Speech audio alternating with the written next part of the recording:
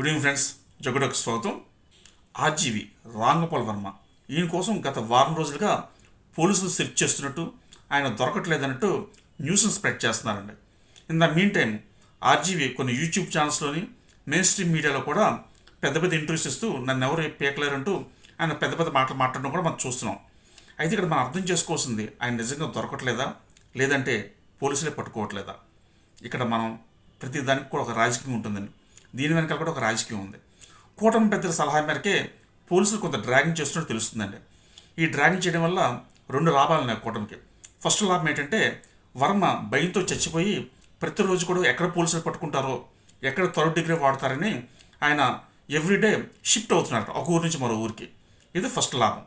రెండోది ఏంటంటే, ప్రజల్లో ఒక చులకన భావాన్ని క్రియేట్ చేయడం. వర్మ అంటే పోలీసులు ముప్పు తిప్పులు పెట్టాడు అని ఒక చులకన భావాన్ని క్రియేట్ చేయడం. అంటే రేపు పొద్దున అరెస్ట్ అయినా సరే ఆయన మీద సానుభూతి రాదనమాట.